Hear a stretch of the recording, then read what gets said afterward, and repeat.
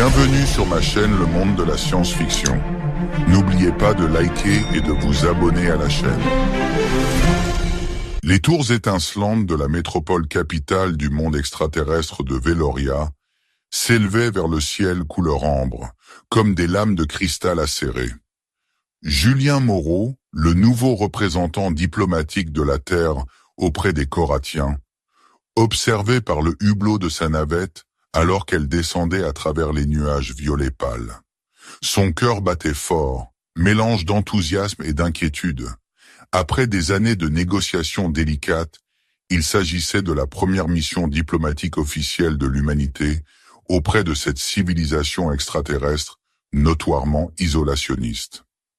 La navette se posa sur la plateforme d'atterrissage avec un léger tremblement. Julien ajusta sa tenue formelle et prit une profonde inspiration. C'était le moment pour lequel il s'était préparé toute sa carrière. Il descendit la rampe d'un pas déterminé, flanqué de sa petite escorte de sécurité. Une délégation d'officiels coratiens l'attendait sur la plateforme. Leur silhouette élancée et majestueuse dépassait largement les humains. Des écailles irisées scintillaient sur leur peau aux reflets bleutés, et leurs grands yeux en amande fixaient Julien avec une expression indéchiffrable. Le Coratien en tête s'avança et inclina légèrement la tête. « Salutations, ambassadeur Moreau. Je suis Vexion, ministre des Affaires interespèces. Au nom de Sa Majesté la Reine Sylvana, soyez le bienvenu sur Veloria. » Julien s'inclina profondément. « Merci, ministre. Je suis honoré d'être ici et j'espère favoriser des relations pacifiques entre nos peuples. » Tandis qu'il se dirigeait vers le transport aérien qui les attendait, Julien admirait l'architecture extraterrestre. Des tours spiralées faites d'un matériau opalescent s'étiraient vers le ciel, reliées par d'élégants ponts arqués. Les citoyens coratiens glissaient sur des disques anti-gravité personnels, leurs robes flottant derrière eux. « Votre cité est à couper le souffle », remarqua Julien à l'attention de Vexion. Le visage de l'extraterrestre demeura impassible. « Veloria existe depuis plus de 10 000 de vos années terrestres. Nous espérons que votre séjour ici sera instructif. » Il y avait quelque chose dans le ton du ministre qui fit frissonner Julien, mais il chassa cette sensation troublante. Il avait un travail à accomplir. Les jours suivants passèrent dans un tourbillon de réunions et de visites.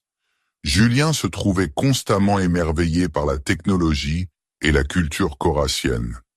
Mais un courant de tension sous-jacent parcourait chaque interaction. Beaucoup d'officiels coratiens le regardaient avec un mépris à peine dissimulé, voire une hostilité ouverte. Le 5e jour de sa visite, Julien fut convoqué à une audience avec la reine Sylvana elle-même. Alors qu'on l'escortait dans la vaste salle du trône, il retint son souffle. La souveraine coratienne était d'une beauté extraterrestre saisissante. Ses écailles scintillaient avec un éclat opalescent et une couronne délicate de flèches cristallines ornait sa tête. Julien s'inclina bas.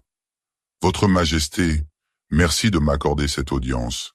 J'apporte les salutations et les meilleurs vœux de... » « Silence humain !» La voix de Sylvana claqua comme un fouet. La tête de Julien se redressa brusquement, choquée, les yeux de la reine flamboyant de fureur alors qu'elle se levait de son trône. « Garde, saisissez-le !» ordonna-t-elle. Avant que Julien puisse réagir, 2 gardes coratiens costauds lui saisirent les bras. Il lutta vainement contre leurs poignes de fer. « Qu'est-ce que cela signifie ?» protesta-t-il. « Je n'ai rien fait de mal. » Sylvana descendit de son estrade, son visage un masque de rage glaciale. « Rien fait de mal? Tu oses dire cela après ce que tu as commis ?» L'esprit de Julien tournait à vide. Qu'avait-il pu faire pour provoquer une telle colère? « Votre Majesté, il doit y avoir un malentendu. Veuillez m'expliquer. » « Expliquer ?» Le rire de Sylvana était amer. « Très bien, je vais t'expliquer. Tu as commis le crime le plus grave imaginable contre moi et mon peuple. Tu as planté ta vile semence humaine en moi. Julien la regarda bouche bée, certain d'avoir mal entendu. Quoi? C'est impossible. Nous n'avons même jamais... Mais alors que les mots quittèrent de sa bouche, un souvenir flou émergea. Le banquet de bienvenue lors de sa première nuit. Trop de vin extraterrestre. Une rencontre fortuite dans un couloir sombre. Les yeux de Sylvana se plissèrent. Je vois que tu te souviens maintenant. Oui, ambassadeur. Dans un moment de faiblesse, je me suis laissé séduire par toi. Et maintenant, je me retrouve enceinte. Une progéniture métisse. Une abomination. L'esprit de Julien vacillait sous le choc des implications. Votre Majesté, je n'avais aucune idée. Le vin ce soir-là, je me souviens à peine de quoi que ce soit. Mais sûrement, cela n'a pas à être une catastrophe. Nos peuples pourraient voir ceci comme un pont entre nos mondes, un symbole d'unité. Imbécile, cracha Sylvana, tu ne comprends rien à nos coutumes. Un enfant de sang mêlé est une abomination pour mon peuple. Cela menace les fondements même de notre société. Selon nos lois les plus anciennes, je suis indigne de régner. Je serai forcé d'abdiquer. La formation diplomatique de Julien se mit en marche, cherchant désespérément un moyen de désamorcer la situation. Il doit y avoir une autre solution. Sûrement les lois peuvent être modifiées ou une exception peut être faite. Silence! La voix de Sylvana résonna dans la chambre. Je n'entendrai plus tes platitudes humaines. Garde, emmenez-le au cachot. Son exécution aura lieu à l'aube. Alors que les gardes l'entraînaient, l'esprit de Julien s'emballait. Comment une mission diplomatique avait-elle pu si catastrophiquement mal tourner? Et comment pourrait-il trouver un moyen de s'en sortir? Le cachot était aussi avancé que le reste de la technologie coratienne, mais pas moins désagréable pour autant. Julien faisait les 100 pas dans sa cellule, un champ de force scintillant constituant la seule barrière entre lui et la liberté.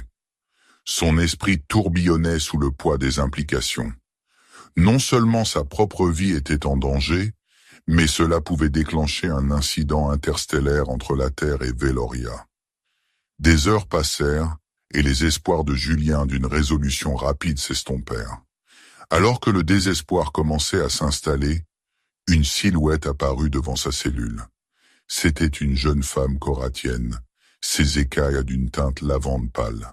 « Ambassadeur Moreau » chuchota-t-elle en jetant un regard nerveux par-dessus son épaule. « Je suis Aéris, servante de la reine. Je suis venu vous aider. » Julien s'approcha prudemment du champ de force. « Pourquoi prendriez-vous le risque de m'aider » Les grands yeux d'Aéris brillaient d'inquiétude. « Parce que ce qui se passe est injuste. La réaction de la reine est motivée par la peur, pas par la justice. Et il y a ceux à la cour qui voudraient utiliser cette situation à leur avantage. » Elle désactiva le champ de force. « Vite, nous n'avons pas beaucoup de temps. Il y en a d'autres qui penseront comme moi, coratiens et humains. Nous nous rassemblons en secret. Venez avec moi. » Julien n'hésita qu'un instant avant de franchir le seuil.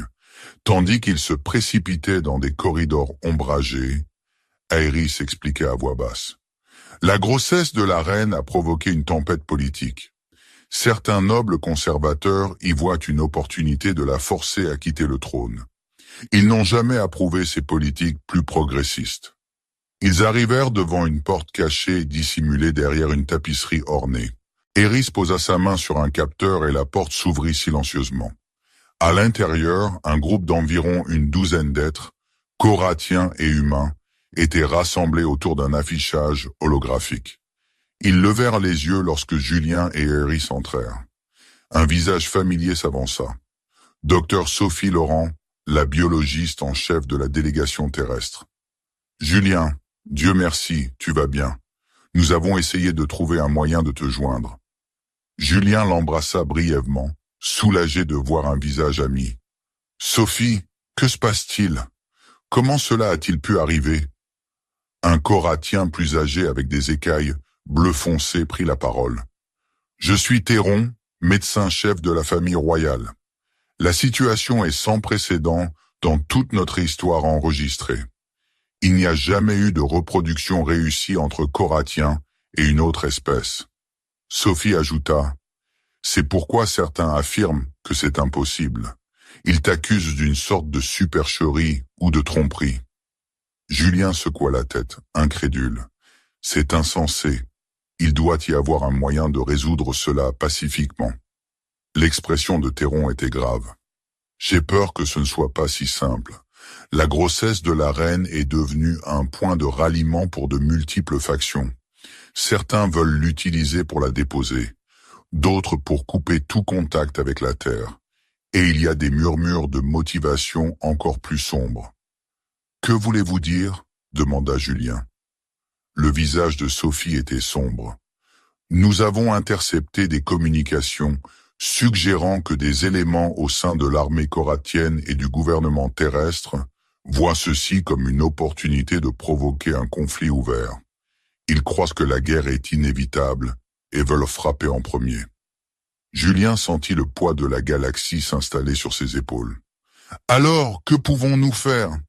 Il doit y avoir un moyen d'empêcher cela de dégénérer en guerre. » Eris s'avança, sa voix calme mais déterminée. « Nous pensons que la clé réside dans la reine elle-même. Si nous pouvons la convaincre de voir cet enfant comme une opportunité plutôt qu'une malédiction, elle pourrait être capable d'influencer l'opinion publique. » Plus facile à dire qu'à faire, soupira Julien. Elle semblait assez déterminée à me faire exécuter la dernière fois que nous avons parlé. C'est pourquoi nous devons rassembler plus d'informations, dit Sophie. Théron, tu as surveillé l'état de la reine. As-tu trouvé quelque chose d'inhabituel dans cette grossesse? L'expression du médecin coratien devint pensive.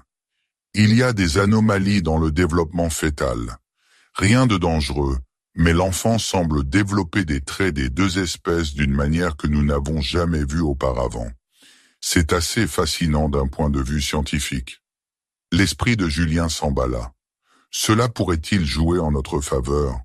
Si l'enfant est vraiment unique, peut-être pourrait-il être considéré comme une bénédiction plutôt qu'une malédiction? Théron hocha lentement la tête. C'est possible. Il existe une ancienne légende parmi notre peuple d'un enfant des étoiles qui apporterait un grand changement à Veloria. Elle est aujourd'hui surtout considérée comme un mythe, mais si nous pouvions relier cette grossesse à cette prophétie, cela pourrait nous donner le levier dont nous avons besoin. Un homme en uniforme militaire prit la parole. « Tout cela est bien beau, mais nous manquons de temps. La flotte terrestre se mobilise déjà, et j'ai entendu des rumeurs selon lesquelles certains généraux coratiens, bellicistes, poussent pour une frappe préventive. » Julien se redressa, sentant un renouveau de détermination. « D'accord, nous devons agir vite. Sophie, toi et Théron, concentrez-vous sur la collecte de toutes les données scientifiques possibles sur cette grossesse. Cherchez tout ce qui pourrait être considéré comme miraculeux ou prophétique. » Il se tourna vers Aéris. « Peux-tu nous donner accès à la reine? Nous devons la faire entendre raison avant qu'il ne soit trop tard. » La jeune servante hocha nerveusement la tête. « Je pense que oui, mais nous devrons être prudents. Le palais est en état d'alerte maximale et il y a des espions partout. » « Bien. Le reste d'entre vous, faites ce que vous pouvez pour ralentir les préparatifs militaires des deux côtés. Nous devons nous acheter du temps. » Alors que le groupe se dispersait pour accomplir ses tâches, Julien ressentit un mélange d'espoir et de crainte. Le destin de deux mondes reposait sur ses épaules, et le temps s'écoulait. Au cours des jours suivants, Julien et ses alliés improbables travaillèrent sans relâche. Sophie et Théron se penchèrent sur les données médicales, cherchant toute anomalie pouvant être transformée en miracle. Eris usa de sa position au palais pour recueillir des renseignements et préparer le terrain pour une rencontre avec la reine. Finalement, après ce qui sembla une éternité d'appels serrés et de nuits blanches, ils eurent leur chance. Eris réussit à organiser une audience secrète avec la reine Sylvana, loin des regards indiscrets de ses conseillers les plus agressifs. Alors qu'on conduisait Julien dans les appartements privés de la reine, il se prépara mentalement pour ce qui pourrait être la conversation la plus importante de sa vie. Sylvana était assise sur un canapé bas, sa main reposant protectivement sur son abdomen, légèrement arrondi. Ses yeux se plissèrent en le voyant. « Tu as du culot de te montrer ici, humain, siffla-t-elle. Je devrais appeler les gardes immédiatement. » Julien leva les mains dans un geste apaisant. « S'il vous plaît, votre majesté, je vous supplie de m'écouter. Ce que j'ai à dire pourrait tout changer. » L'expression de Sylvana resta froide, mais elle n'appela pas les gardes. Julien prit cela comme une permission de continuer. « Votre majesté, je sais que vous voyez cet enfant comme une menace pour votre règne et le mode de vie de votre peuple. Mais et si c'était exactement le contraire? Et si cet enfant était l'accomplissement d'une ancienne prophétie? » Il procéda à l'exposé des preuves qu'ils avaient rassemblées. Les marqueurs génétiques uniques, le mélange sans précédent de traits coratiens et humains, les similitudes étranges avec la légende de l'enfant des étoiles. Tandis qu'il parlait, il vit une lueur de quelque chose dans les yeux de Sylvana. De l'incertitude peut-être, peut-être même une lueur d'espoir. « Cet enfant que vous portez, dit doucement Julien en s'approchant avec précaution, pourrait être la clé pour rapprocher nos peuples, un symbole vivant d'unité et de paix. » La main de Sylvana se resserra sur son abdomen. Un symbole d'unité? Sa voix tremblait, mélange de colère et d'incertitude. Ou un symbole de ma faiblesse, de mon échec à maintenir nos traditions les plus sacrées? Julien prit une profonde inspiration, choisissant soigneusement ses prochains mots. « Votre Majesté, les traditions sont importantes. Elles nous donnent un sentiment d'identité, de continuité. Mais parfois, quand l'univers nous présente quelque chose de véritablement sans précédent, c'est un signe qu'il est temps pour ces traditions d'évoluer. » Il désigna son abdomen arrondi. « Cet enfant, notre enfant, est quelque chose qui n'a jamais existé auparavant. Ce n'est pas seulement un mélange de nos espèces, mais une forme de vie entièrement nouvelle. Les données médicales montrent des capacités et un potentiel que nous n'avons jamais vus. » Les yeux de Sylvana s'élargirent légèrement, sa curiosité piquée malgré ses réserves. « Quel genre de capacité? » « C'est encore tôt, mais les scans du docteur Théron montrent des signes d'activité neuronale améliorée, bien au-delà de ce qui est normal pour un fœtus coratien ou humain. Il y a des indications de capacité télépathique potentielle, de guérison accélérée. Votre Majesté, cet enfant pourrait être la clé d'avancée qui profiterait à nos deux peuples. » La reine resta silencieuse pendant un long moment, sa lutte intérieure visible sur son visage. Quand elle parla à nouveau, sa voix était à peine audible. « Même si ce que tu dis est vrai, mon peuple ne l'accepterait jamais. Les conservateurs réclament déjà mon abdication. S'ils savaient que j'envisageais d'embrasser cette abomination... » Julien sentit une flambée de colère face à ces mots, mais la refoula. Il devait rester calme, diplomatique. « Votre Majesté, avec tout le respect que je vous dois, vous sous-estimez votre peuple. Oui, il y aura ceux qui résisteront au changement. Mais il y en a aussi beaucoup qui se tournent vers vous pour le leadership, qui font confiance à votre jugement. » Il fit un autre pas prudent en avant. « Pensez à l'héritage que vous pourriez laisser. Pas seulement comme une dirigeante qui a maintenu le statu quo, mais comme la reine qui a inauguré une nouvelle ère de coopération interstellaire et de progrès scientifique. » Les yeux de Sylvana rencontrèrent les siens, et pour la première fois, Julien vit une lueur de quelque chose d'autre que la colère ou la peur. C'était de l'espoir, fragile mais indéniable. « Et toi, ambassadeur ?» demanda-t-elle doucement. « Quel est ton intérêt dans tout cela? Au-delà d'éviter l'exécution ?» Le cœur de Julien s'emballa.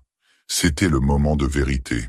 « Votre Majesté, je ne prétendrai pas que mes sentiments ne sont pas compliqués. Cette situation est loin de ce à quoi je m'attendais en venant sur Veloria. Mais cet enfant que vous portez fait autant partie de moi qu'il fait partie de vous. Je veux être là pour lui, l'aider à grandir, le voir évoluer. Il prit une profonde inspiration. Plus que cela, je veux voir nos peuples se rapprocher. Pas dans la guerre, mais dans la paix et la compréhension mutuelle. Cet enfant pourrait être le premier pas vers cet avenir. Sylvana se leva, sa prestance royale se réaffirmant. Tes paroles sont convaincantes, ambassadeur. Mais les mots seuls ne suffisent pas. Si nous devons poursuivre ce cours, j'aurai besoin de preuves. Des preuves concrètes que cet enfant est effectivement aussi miraculeux que tu le prétends. Julien hocha la tête, le soulagement le submergeant. Ce n'était pas une victoire complète, mais c'était un début. Bien sûr, Votre Majesté. Le docteur Théron et le docteur Laurent ont travaillé sans relâche pour compiler toutes les données possibles. Ils peuvent présenter leurs découvertes à vous et à vos conseillers à votre convenance. L'expression de la reine se durcit. Très bien, j'écouterai leurs preuves, mais sache ceci, humain. Si cela s'avère être une sorte de tromperie ou de manipulation, les conséquences seront sévères. Pas seulement pour toi, mais pour toute ton espèce. Je comprends, Votre Majesté. Merci de m'avoir écouté.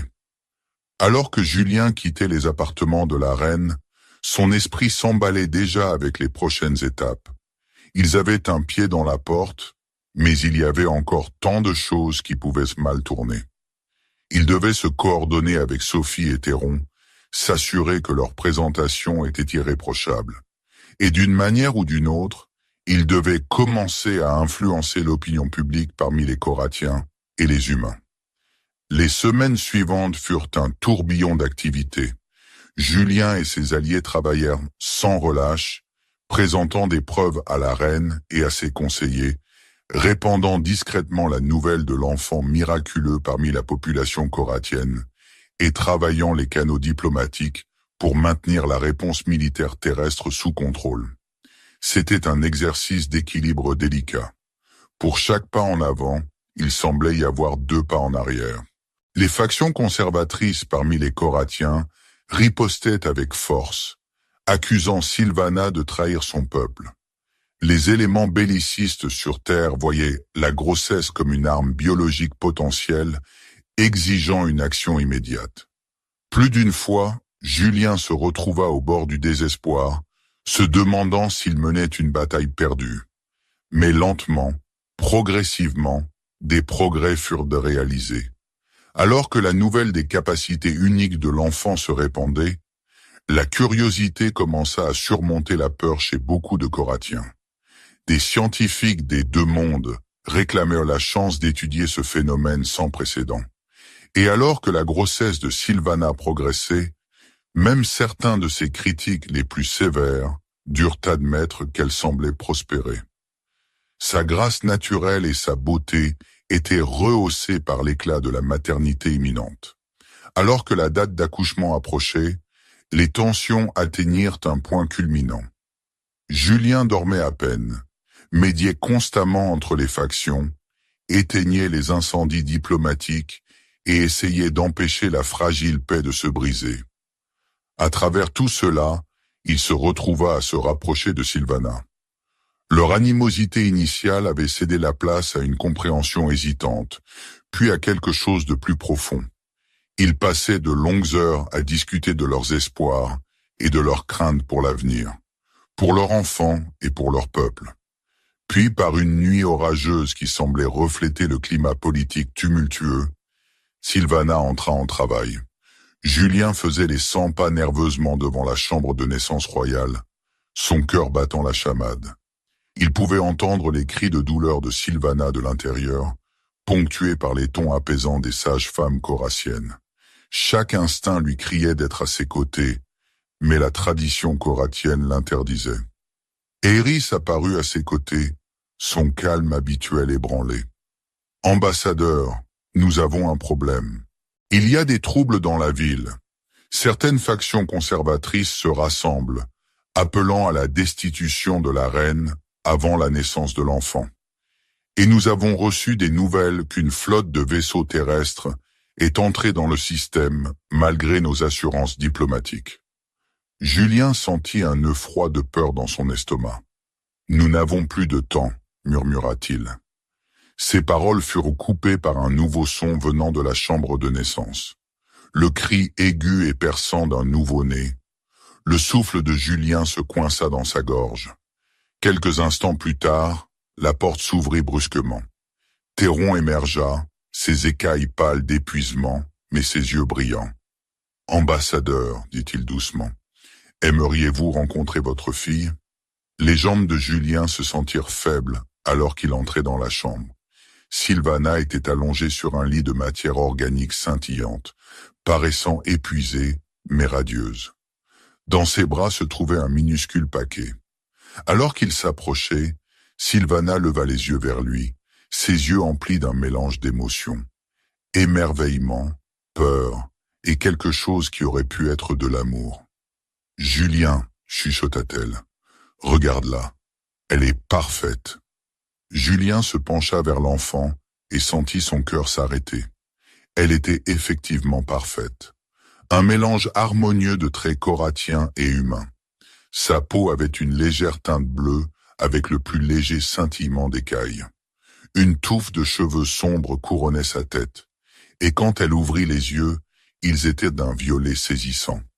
Mais c'était plus que son apparence qui coupa le souffle de Julien. Alors qu'il contemplait sa fille, il ressentit quelque chose, une présence, une conscience bien au-delà de ce qui devrait être possible chez un nouveau-né. Les yeux de l'enfant se fixèrent sur les siens, et il eut le sentiment écrasant qu'elle comprenait tout. La situation politique précaire, les espoirs et les craintes entourant sa naissance, le futur potentiel qu'elle représentait. « Elle est incroyable », souffla Julien. Une agitation de l'extérieur brisa le moment. Eris fit irruption dans la pièce, les yeux écarquillés de panique. « Votre Majesté, ambassadeur, la situation s'aggrave.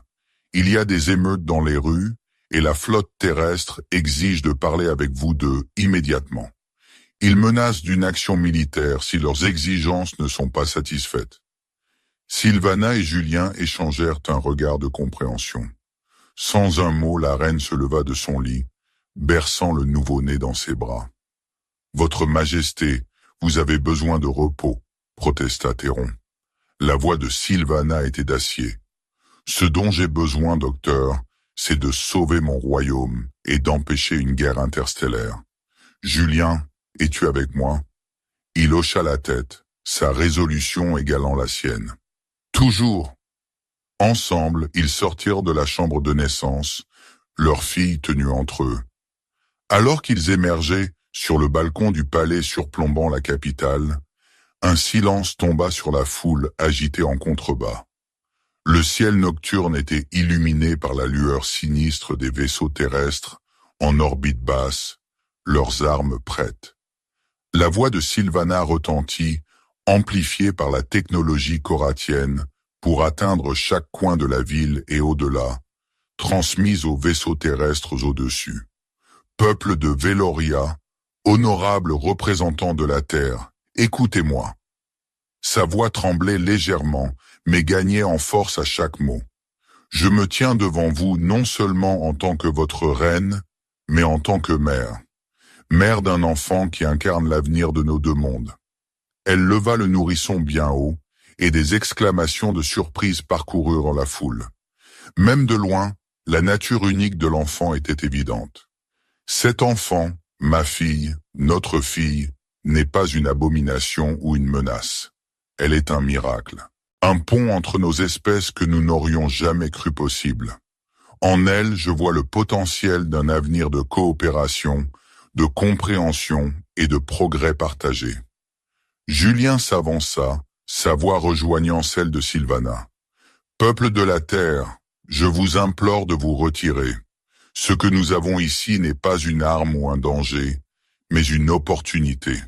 Une opportunité de dépasser nos peurs et nos préjugés, d'atteindre quelque chose de plus grand que nous-mêmes. » Comme sur un signal, l'enfant commença à briller doucement, une aura violette pâle émanant de sa peau. La foule en contrebas tomba silencieuse, émerveillée. La voix de Théron résonna avec urgence dans leurs oreillettes. C'est comme nous l'avions théorisé. Elle manifeste des capacités télépathiques avancées. Les lectures d'énergie sont hors normes. Les yeux du nourrisson s'ouvrirent, brillant de la même lumière violette. Soudain, Julien ressentit une vague d'émotions le submerger. Pas les siennes, mais une sensation collective venant de la foule en contrebas et même des vaisseaux au-dessus. C'était un mélange d'émerveillement, d'espoir et un profond sentiment de connexion. Sylvana haleta à côté de lui, ressentant clairement la même chose. Elle nous relie tous, nous aide à nous comprendre mutuellement. Pendant un moment qui sembla s'étirer dans l'éternité, humains et coratiens furent unis dans une conscience partagée, expérimentant les espoirs, les peurs et les rêves de chacun. Quand la lueur s'estompa et que la sensation passa, l'ambiance avait palpablement changé. La tension dans l'air s'était dissipée, remplacée par un sentiment d'optimisme prudent. Une voix grésilla sur les communications. L'amiral de la flotte terrestre. Ceci est sans précédent. Nous désactivons nos armes. Reine Sylvana, ambassadeur Moreau, nous demandons une conférence immédiate pour discuter des implications de cet événement. La voix de Sylvana était emplie de soulagement et de détermination. Nous serions honorés, amiral, que ceci soit le premier pas vers une nouvelle ère de paix et de coopération entre nos peuples. Alors que la foule en contrebas éclatait en acclamations et que les vaisseaux terrestres commençaient à descendre pour des négociations pacifiques, Julien se tourna vers Sylvana. Leurs yeux se rencontrèrent au-dessus de la tête de leur fille, et 1000 mots non dits passèrent entre eux. « Comment allons-nous l'appeler » demanda doucement Julien. Sylvana sourit, une expression chaleureuse et authentique qui transforma son visage.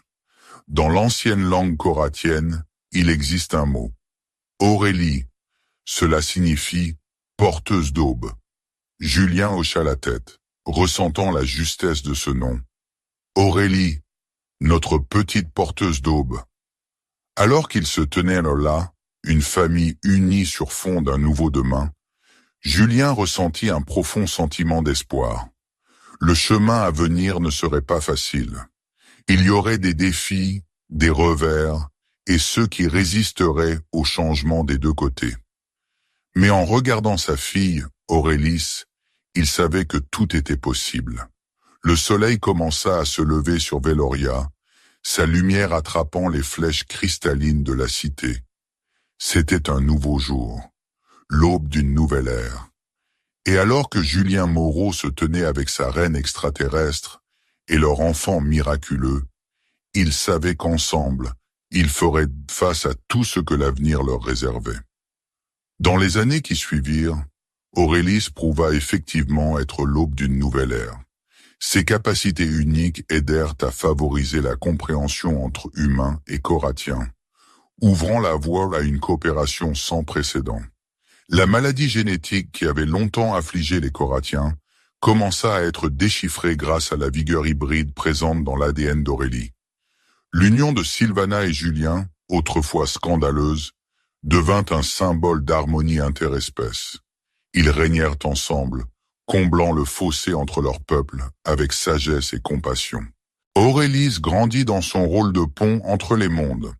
Son héritage unique et ses capacités lui permirent de naviguer dans les complexités des sociétés humaines et coratiennes avec grâce et perspicacité. À mesure qu'elle mûrissait, ses capacités télépathiques s'étendirent, lui permettant de faciliter la communication et la compréhension à une échelle jamais vue auparavant. Le chemin ne fut pas toujours lisse. Il y avait encore ceux des deux côtés qui résistaient au changement, qui voyaient le mélange des espèces comme une menace à leur mode de vie. Des attaques terroristes, des tentatives de coups d'État et des crises diplomatiques testèrent la résolution de l'alliance naissante entre la Terre et Veloria. Mais à travers tout cela, l'image de cette nuit sur le balcon demeura un symbole puissant. Un humain et une Koratienne se tenant ensemble avec leur enfant, faisant face à l'avenir comme un seul être. 10 ans après la naissance d'Aurélis, Julien se tenait sur ce même balcon, observant la cité animée en contrebas. Veloria s'était transformée au cours de la dernière décennie. L'architecture humaine se dressait maintenant aux côtés des flèches korassiennes, et les rues étaient remplies d'êtres des deux mondes travaillant et vivant ensemble en harmonie. Il sentit une présence derrière lui et se retourna pour voir Sylvana approcher, leur fille à ses côtés. À 10 ans, Aurélis était déjà aussi grande que Julien, ses yeux violets sages au-delà de ses années. « Tu contemples ton œuvre, mon amour ?» demanda Sylvana avec une note taquine dans la voix en le rejoignant à la balustrade. Julien rit. « À peine, c'est l'œuvre de nous tous, humains, koratiens et tout ce qui se trouve entre les deux. » Il ébouriffa affectueusement les cheveux d'Aurélie. « Surtout ce petit miracle. » Aurélis leva les yeux au ciel dans un geste très humain. « Papa, je ne suis plus petite. »« Tu seras toujours petite pour moi, ma chérie, » répondit Julien avec un sourire. L'expression de Sylvana devint plus sérieuse. « Le conseil se réunit bientôt.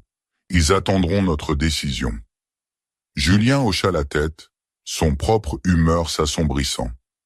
Le Conseil galactique, un organe directeur représentant diverses races voyageant dans l'espace, avait étendu une invitation à la Terre et à Veloria pour qu'elles rejoignent en tant que membres à part entière.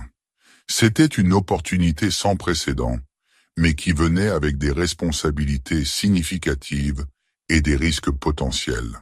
« Qu'en penses-tu, Aurélis ?» demanda Julien. « Tu as eu la chance de rencontrer des représentants des races du Conseil. Quelle est ton impression de la situation ?» Aurélie ferma les yeux, son front se plissant de concentration. Quand elle parla, sa voix portait une qualité surnaturelle qui donnait encore des frissons à Julien. « Il y a de la peur, dit-elle doucement. Peur du changement, de l'inconnu, mais aussi de l'espoir. Il voit ce que nous avons accompli ici. L'union de deux mondes autrefois jugés incompatibles. Ils espèrent que nous pourrons apporter ce même esprit de coopération à la galaxie dans son ensemble. » Elle ouvrit les yeux, regardant chacun de ses parents à tour de rôle. Il y a des défis à venir, de vieux conflits, des préjugés profondément enracinés, mais aussi des opportunités, des chances d'apprendre, de grandir, de devenir plus que ce que nous sommes. Julien ressentit une vague de fierté.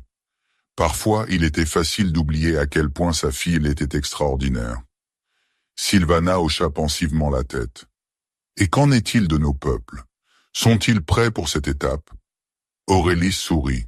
« Ils sont nerveux, excités, inquiets, mais surtout, ils sont prêts. Ils veulent voir ce qui existe là-bas, faire partie de quelque chose de plus grand. » Julien prit une profonde inspiration, sentant le poids de la décision devant eux. « Alors je pense que nous avons notre réponse. » Sylvana tendit la main, prenant la sienne. Même après toutes ces années, le contact de ses écailles contre sa peau lui procurait un frisson. « Ensemble ?» demanda-t-elle. Il hocha la tête. « Ensemble. » Alors qu'il se dirigeait vers les chambres du conseil, Julien réfléchit au voyage qui les avait amenés à ce point. D'une mission diplomatique qui avait terriblement mal tourné, au bord de la guerre, et maintenant au seuil d'un nouveau chapitre de l'histoire galactique. Il pensa à la reine effrayée et en colère qu'il avait rencontrée pour la première fois, et s'émerveilla de la dirigeante forte et compatissante qu'elle était devenue. Il pensa à sa propre croissance, passant d'un diplomate de carrière à un père et co-dirigeant d'un monde extraterrestre. Et il pensa à Aurélis, l'enfant impossible qui avait tout changé. Alors qu'elle marchait entre eux, la tête haute, Julien voyait en elle le meilleur des deux mondes. L'adaptabilité et la créativité humaine, combinées à la sagesse et la grâce korassienne.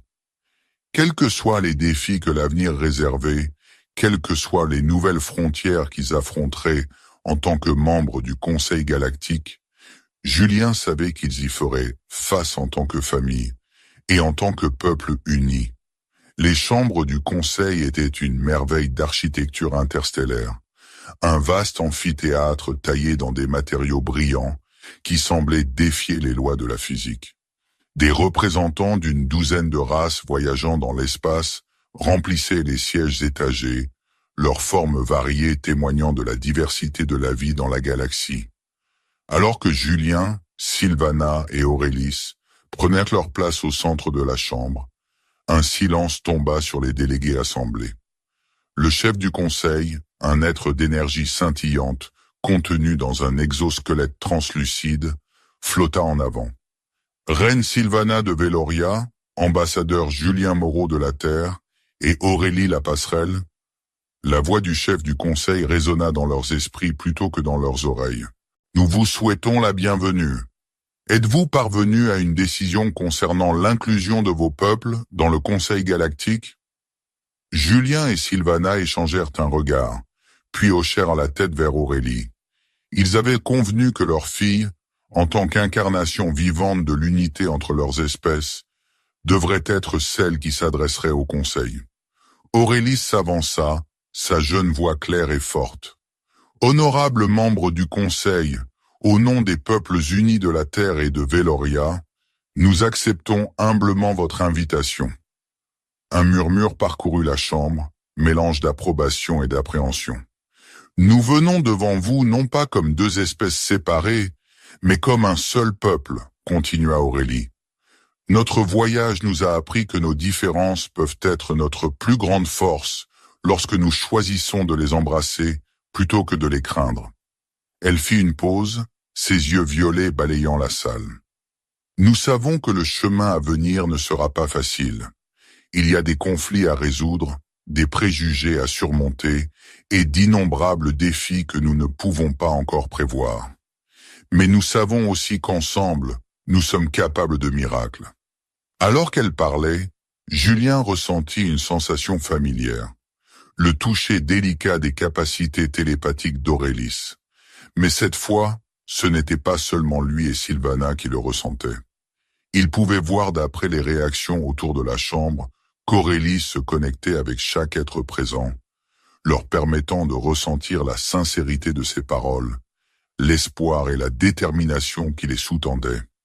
Nous offrons au Conseil non seulement notre technologie ou nos ressources, dit Aurélis, sa voix devenant plus forte. Nous offrons notre expérience dans la construction de ponts entre des divisions apparemment insurmontables. Nous offrons une vision d'un avenir où la diversité est célébrée, où la compréhension triomphe de la peur. L'énergie dans la salle était palpable. Julien pouvait voir de nombreux délégués se pencher en avant, clairement émus par les paroles d'Aurélie et les émotions qu'elle projetait. En rejoignant le Conseil galactique, conclut-elle, nous nous engageons à travailler sans relâche vers une galaxie plus unie. Nous sommes peut-être jeunes à l'échelle cosmique, mais nous apportons avec nous l'enthousiasme de la jeunesse tempéré par la sagesse que nous avons gagnée à travers nos propres luttes. Nous sommes prêts à apprendre, à contribuer et à grandir aux côtés de vous tous. Alors qu'Aurélis finissait de parler, la chambre éclata dans une cacophonie de sons, l'équivalent d'applaudissements d'une douzaine d'espèces différentes. La forme du chef du conseil pulsait d'une lumière vive que Julien interpréta comme de l'approbation. « Bien parlé, jeune Aurélis !» Les pensées du chef du conseil résonnèrent. « Vos paroles nous donnent un grand espoir pour l'avenir. Par décision unanime, nous accueillons par la présente la Terre et Veloria en tant que membres à part entière du Conseil galactique. » La cérémonie qui suivit fut un tourbillon de protocoles et de rituels extraterrestres. Alors que Julien et Sylvana signaient les documents formels d'admission, il croisa le regard d'Aurélis. Elle rayonnait de fierté et d'excitation, mais il pouvait aussi voir le poids de la responsabilité s'installer sur ses jeunes épaules. Plus tard, alors qu'il se préparait à retourner sur Veloria, Julien trouva un moment seul avec sa fille. « Tu as été incroyable là-dedans, ma chérie, dit-il doucement. Ta mère et moi sommes si fiers de toi. Le sourire d'Aurélie s'était teinté d'une pointe d'incertitude. Merci, papa. J'espère juste pouvoir être à la hauteur de tout ce que j'ai promis là-dedans. Julien l'attira dans une étreinte. Tu n'as pas à le faire seul, Aurélie. C'est tout l'intérêt. Nous sommes dans cela ensemble, nous tous. Alors qu'ils embarquaient sur leur vaisseau pour le voyage de retour, Julien ressentit un profond sentiment d'anticipation. Il s'avançait dans un vaste avenir inconnu, rempli à la fois de périls et de promesses. Mais en regardant Sylvana et Aurélie, il savait que quels que soient les défis à venir, ils y feraient face en tant que famille, et en tant que partie de quelque chose de bien plus grand qu'eux-mêmes. Les années qui suivirent furent un tourbillon d'activités, alors que la Terre et Veloria s'intégraient dans la communauté galactique. Julien se retrouva à voyager vers des mondes dont il n'avait jamais rêvé l'existence, négociant des traités avec des êtres de toutes formes concevables. La grâce naturelle et les compétences diplomatiques de Sylvana firent d'elle une figure respectée dans la politique interstellaire, médiant souvent les différends entre espèces rivales de longue date. Auréline, maintenant une jeune adulte, était devenue un symbole d'espoir à travers la galaxie. Ses capacités uniques lui permettèrent de combler les écarts culturels et linguistiques avec aisance, et elle servait souvent d'ambassadrice de bonne volonté auprès de civilisations nouvellement découvertes. Mais leur influence s'étendait bien au-delà de la politique. L'union réussie de l'ADN humain et coratien chez Aurélie avait ouvert de nouvelles frontières en sciences médicales. Des chercheurs de dizaines de mondes collaboraient sur des projets qui promettèrent de guérir des maladies autrefois jugées incurables et d'étendre la durée de vie à travers de multiples espèces. Ce ne fut pas toujours un parcours sans embûches.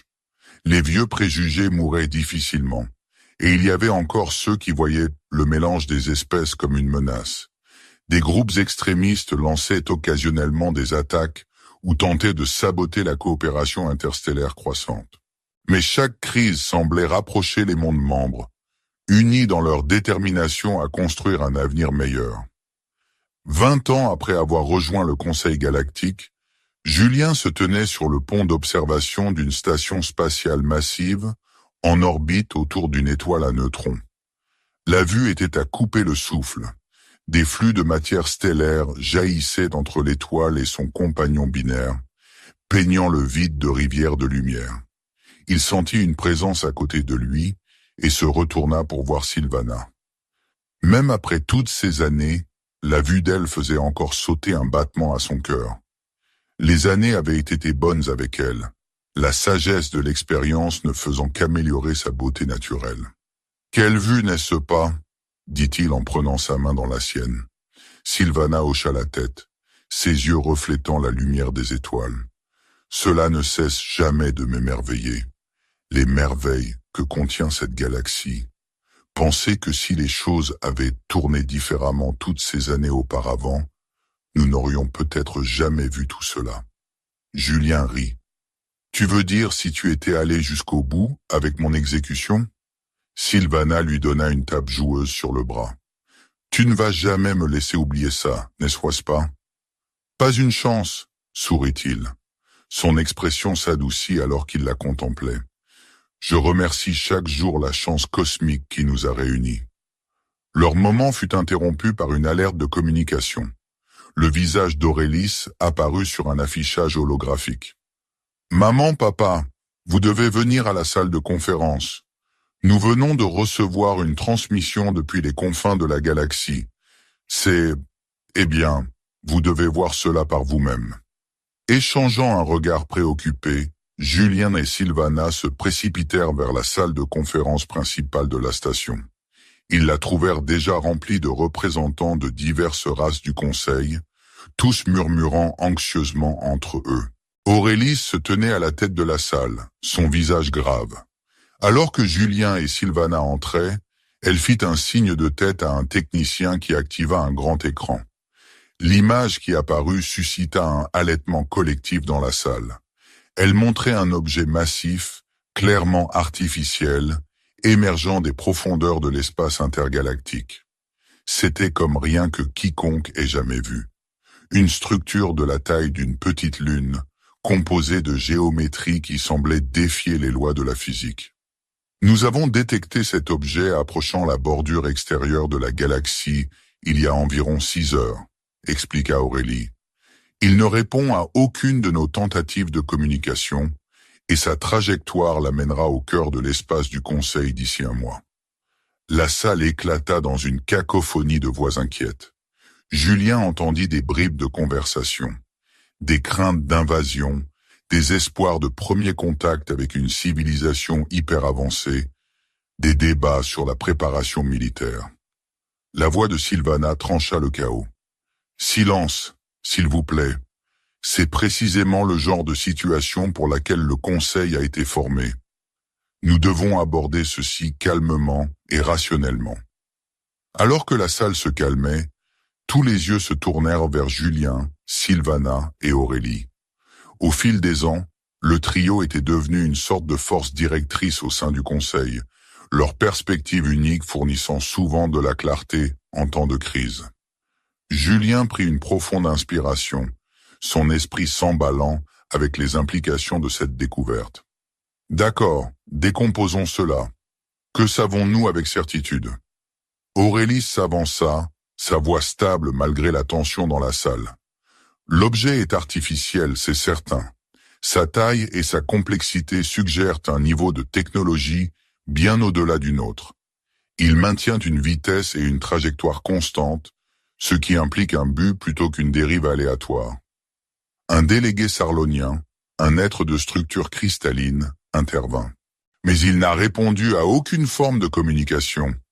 Pourrait-ce être une sorte de sonde automatisée ? Ou une arme, grogna un chef de guerre traxien, ses écailles se hérissant.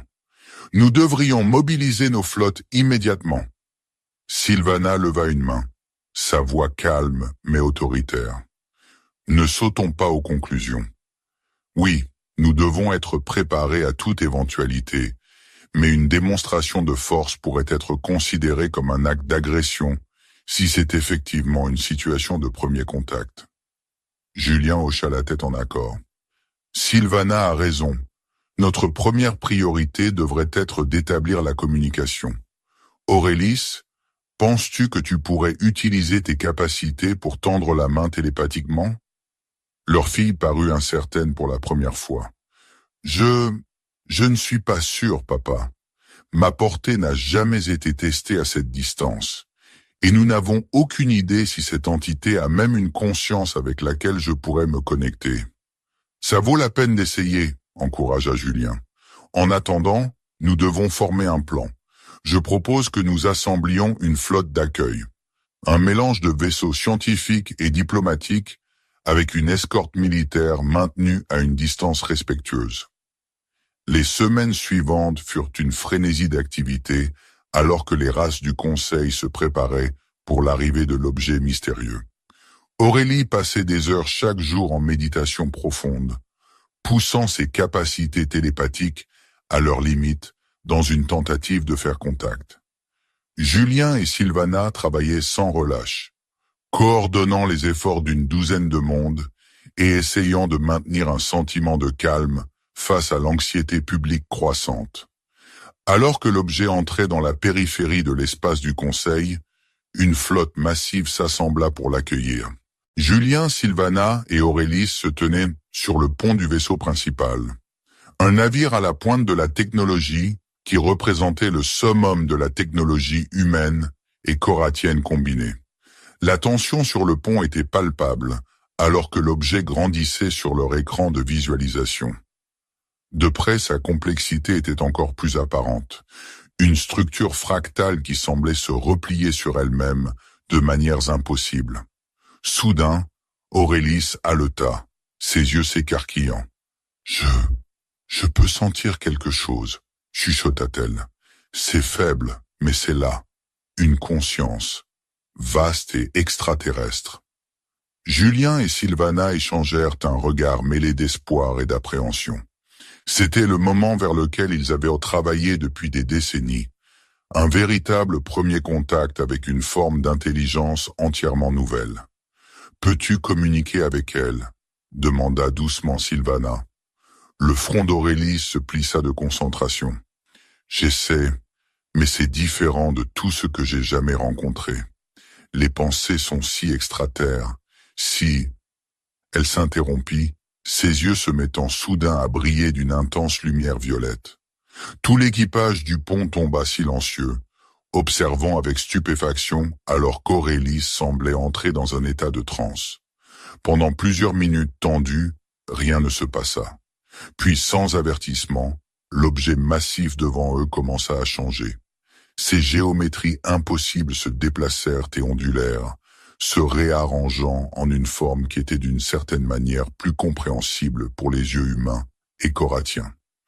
Une voix résonna à travers le pont, non pas entendue avec les oreilles, mais ressentie dans l'esprit de chaque être présent. C'était un chœur d'1 million de voix, parlant comme une seule. Nous vous saluons, enfants des étoiles. Longtemps avons-nous erré dans le vide entre les galaxies, cherchant d'autres comme nous. En vous, nous voyons un grand potentiel. Les premiers pas vers une unité que nous recherchons depuis longtemps. Julien sentit la main de Sylvana serrer fortement la sienne, alors que la voix continuait. Vous vous tenez à un carrefour, jeunes êtres. Le chemin à venir est semé de dangers, mais aussi de possibilités infinies. Nous vous offrons un choix. Vous joindre à nous dans notre voyage de découverte. Ascensionner vers un plan d'existence supérieur. Mais sachez que ce choix vient avec de grandes responsabilités. Alors que la voix s'estompait, Aurélie s'effondra, rattrapée rapidement par ses parents. Ses yeux papillonnèrent ouverts, emplis d'émerveillement et d'épuisement. « Papa, maman, chuchota-t-elle. Ils sont incroyables. Ils ont tant vu, tant appris. Mais ils sont aussi seuls. Ils cherchent depuis si longtemps. » Julien et Sylvana aidèrent Aurélie à se remettre debout, la soutenant entre eux. Le pont était silencieux, chacun traitant l'événement monumental dont ils venaient d'être témoins. Finalement, Julien s'éclaircit la gorge. Je pense que nous allons avoir besoin d'une plus grande salle de conférence. La blague brisa la tension, suscitant des rires nerveux de l'équipage. Sylvana serra sa main, un petit sourire jouant sur ses lèvres, malgré la gravité de la situation. Au cours des jours suivants, une effervescence de communication eut lieu entre les races du Conseil et l'entité, qui se nommait elle-même le collectif. Aurélie agissait comme le conduit principal, ses capacités uniques lui permettant de combler le vaste gouffre de compréhension entre les deux civilisations. Ce qui émergea fut une image à la fois passionnante et terrifiante. Le collectif était effectivement une civilisation hyper avancée, ayant transcendé la forme physique il y a des millénaires. Ils existaient comme un vaste réseau de conscience pure, capable de manipuler la matière et l'énergie de manière qui semblait magique aux races du Conseil. Mais ils n'étaient pas des conquérants ou des colonisateurs. Au contraire, ils étaient des explorateurs et des chercheurs de connaissances, voyageant de galaxie en galaxie à la recherche d'autres vies sensibles. Leur offre d'ascension était sincère. Une chance pour les races du Conseil de les rejoindre dans leur voyage de découverte cosmique. Cependant, le choix venait avec de profondes implications. Rejoindre le collectif signifierait abandonner la forme physique, fusionner la conscience individuelle dans un tout plus grand. Cela donnerait accès à une connaissance et un pouvoir au-delà de l'imagination, mais au prix de l'individualité telle qu'ils la connaissaient. Le débat fit rage à travers l'espace du Conseil. Certains y voyaient la prochaine étape de l'évolution, une chance de transcender les limitations de l'existence physique. D'autres le considéraient avec peur et méfiance, peu disposés à abandonner leurs identités individuelles ou sceptiques quant aux véritables intentions du collectif. À travers tout cela, Julien, Sylvana et Aurélie se retrouvèrent au centre de la tempête. Leur unité familiale unique, Un pont entre des espèces qui avaient autrefois semblé incompatibles était maintenant vu comme un modèle du genre d'unité que le collectif offrait à l'échelle cosmique. Alors que la date limite pour leur décision approchait, Julien se tenait avec sa famille dans leur quartier privé à bord de la station. Le poids de la responsabilité était palpable dans la pièce. « Que pensez-vous que nous devrions faire ?» demanda-t-il en regardant Sylvana et Aurélie tour à tour. L'expression de Sylvana était pensive. « C'est une opportunité incroyable. La connaissance que nous pourrions acquérir, les avancées que nous pourrions faire. Mais le coût est si élevé. Perdre nos moi individuels, nos perspectives uniques. » Aurélie, qui avait été inhabituellement silencieuse depuis sa communication avec le collectif, prit finalement la parole. « J'ai vu des aperçus de ce qu'ils sont, de ce qu'ils savent. C'est accablant, beau et terrifiant à la fois. Mais je vois aussi la beauté dans ce que nous sommes maintenant, dans nos luttes, nos différences, nos voyages individuels. » Julien hocha la tête, ressentant une vague de fierté envers la sagesse de sa fille. « Vous avez toutes les deux raison. Ce n'est pas une décision que nous pouvons prendre à la légère ou rapidement. Et ce n'est pas une décision que nous pouvons prendre pour tout le monde. » Un plan commença à se former dans son esprit. Et si nous proposions un compromis? Nous ne sommes pas prêts à ascensionner en tant que civilisation. Pas encore. Mais peut-être pourrions-nous établir un échange culturel, un petit groupe de volontaires pour rejoindre le collectif, pour apprendre et grandir avec eux. Et en retour, ils partagent une partie de leurs connaissances avec nous, nous aident à avancer à notre propre rythme. Les yeux de Sylvana s'illuminèrent. Un pont entre notre état actuel et ce que nous pourrions devenir. Tout comme nous, termina Aurélie, un sourire se répandant sur son visage. Le lendemain, Julien présenta leurs propositions au conseil et au collectif. À son soulagement et à son excitation, les deux parties reçurent l'idée positivement. Le collectif exprima sa compréhension de l'hésitation des races du conseil et convint qu'une approche graduelle pourrait être la meilleure. Un appel à volontaires fut lancé à travers l'espace du conseil.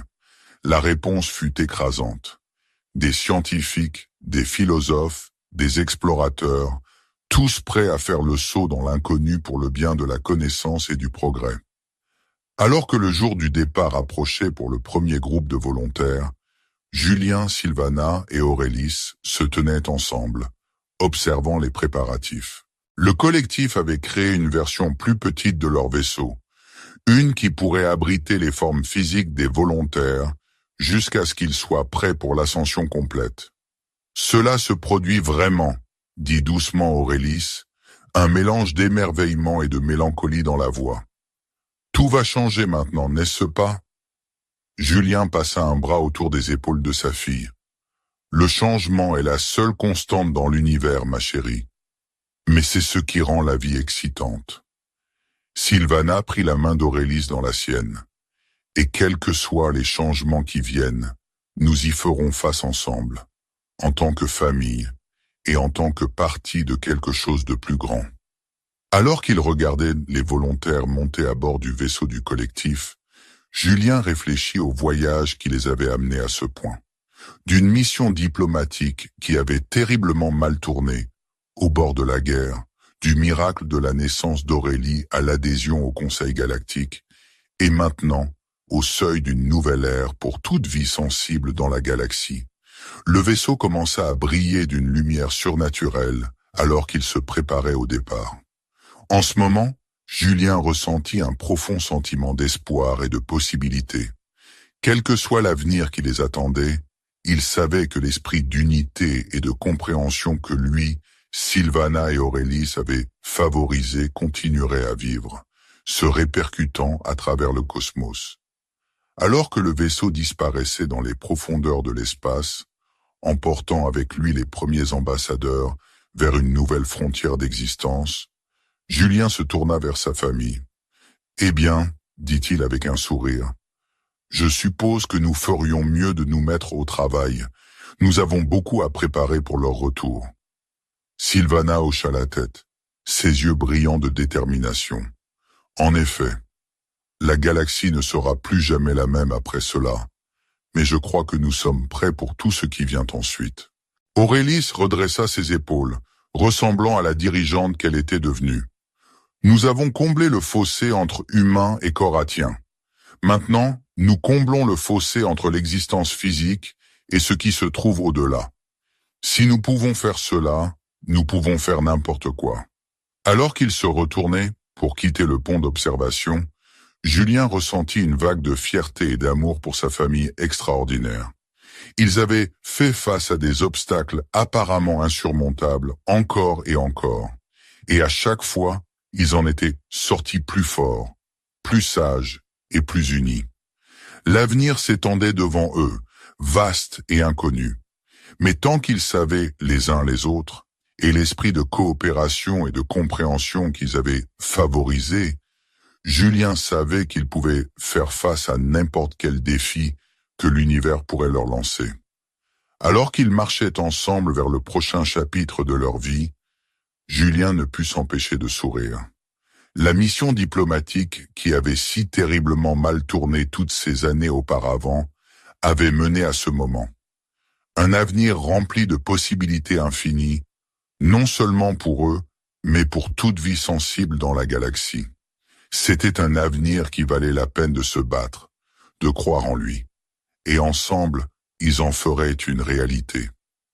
Les décennies suivantes virent l'humanité, les Coratiens et leurs alliés du Conseil grandir de manière qu'ils n'auraient jamais pu imaginer. Les volontaires qui étaient partis avec le collectif revinrent périodiquement, apportant avec eux des connaissances et des perspectives qui transformèrent chaque aspect de la société. Des avancées médicales prolongèrent la vie à travers une douzaine d'espèces. De nouvelles formes d'énergie furent découvertes, rendant les voyages interstellaires plus rapides et plus efficaces que jamais. Et peut-être plus important encore, les barrières de compréhension entre les espèces continuèrent à s'éroder, remplacées par un sentiment de but et de destin partagé. Julien, maintenant bien dans ce qui aurait été considéré comme un âge avancé selon les standards terrestres, mais toujours vigoureux grâce aux traitements médicaux avancés, se tenait une fois de plus sur le balcon royal de Veloria. La ville en contrebas était méconnaissable par rapport à celle dans laquelle il était arrivé pour la première fois il y a tant d'années. Des structures de dizaines de mondes différents se mêlaient harmonieusement, créant une tapisserie d'architecture qui était uniquement galactique. Sylvana le rejoignit, ses écailles brillant toujours avec la même beauté opalescente qu'il se souvenait de leur première rencontre. « Tu te souviens de la première fois que nous nous sommes tenus ici ensemble ?» demanda-t-elle doucement. Avec Aurélis nouveau-né dans nos bras, face à une foule en colère et des vaisseaux de guerre dans le ciel? Julien rit. « Comment pourrais-je oublier ? J'étais certain que nous étions tous condamnés. » « Et pourtant, regarde où nous sommes maintenant, » dit Sylvana, balayant son bras pour englober la ville en contrebas et les étoiles au-dessus. Tout cela parce qu'une nuit, dans un moment de faiblesse et de vin trop fort, nous avons créé quelque chose d'impossible. « Pas impossible, » corrigea une voix derrière eux. « Juste improbable. » Ils se retournèrent pour voir Aurélis approcher. Maintenant une femme dans la fleur de l'âge, elle portait le poids de ses responsabilités avec grâce. En tant que principale liaison entre le conseil et le collectif, elle passait une grande partie de son temps à voyager entre les étoiles, facilitant la communication et la compréhension. « Tu reviens toujours nous voir, heureusement, » dit Julien en embrassant sa fille. « Toujours, » promit Aurélis. « Peu importe à quel point je voyage, c'est ici que se trouve mon foyer. Avec vous deux. » Ils se tinrent ensemble en silence pendant un moment, regardant les étoiles. Quelque part là-haut, le collectif continuait son voyage éternel. Et quelque part là-haut, d'autres civilisations faisaient leurs premiers pas hésitants vers les étoiles, tout comme l'humanité et les Coratiens l'avaient fait autrefois. « Vous savez, » dit finalement Julien, « quand je suis arrivé sur Veloria pour la première fois en tant que jeune diplomate, Je pensais que mon travail était de construire un pont entre deux mondes. Je n'aurais jamais imaginé que ce pont serait une personne, suggéra Aurélis avec un sourire malicieux. Une famille, corrigea Sylvana, prenant les mains de Julien et d'Aurélis dans les siennes. Et plus que cela, un exemple pour toute la galaxie de ce qui est possible quand nous choisissons l'amour plutôt que la peur, l'unité plutôt que la division. Julien regarda sa femme et sa fille, son cœur gonflant d'amour et de gratitude. « Vous savez quoi ?» dit-il. « Je referai tout exactement de la même manière, même les parties terrifiantes, surtout les parties terrifiantes, parce que c'est ce qui nous a amenés ici. » Aurélis serra leurs mains. « Et où allons-nous maintenant ?» Julien sourit, regardant les étoiles. « Là où nous avons toujours été destinés à aller, vers l'avant, ensemble, vers les étoiles et au-delà. » Alors qu'ils se tenaient là, une famille forgée à partir de l'impossible, Julien sut que quelle que soit l'aventure qui les attendait ensuite, quelle que soit la nouvelle frontière qu'ils exploreraient, ils la feraient comme ils avaient toujours fait. Main dans la main, cœur contre cœur, unis dans leur conviction que l'amour et la compréhension pouvaient surmonter n'importe quel obstacle. La mission diplomatique, qui avait commencé avec tant de peur et de colère, avait donné naissance à quelque chose de merveilleux. Non seulement une alliance entre mondes, mais une nouvelle façon de voir l'univers lui-même. Pas comme un lieu de division et de conflit, mais comme un endroit de connexion et de possibilités infinies.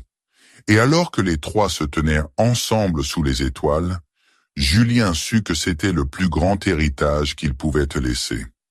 Pas des traités ou des technologies, mais l'exemple vivant qu'aucune différence n'était trop grande pour être comblée, aucun fossé trop large pour être franchi, quand il y avait de l'amour, de la compréhension et la volonté d'essayer. L'histoire d'un diplomate humain, d'une reine coratienne et de leur fille miraculeuse continuerait à être racontée pendant des générations à venir. Non pas comme un conte de mise en garde, mais comme une histoire d'espoir. Une promesse que peu importe d'où vous venez, peu importe à quel point quelque chose semble impossible, l'amour pouvait trouver un chemin. Et parfois, ce chemin menait aux étoiles.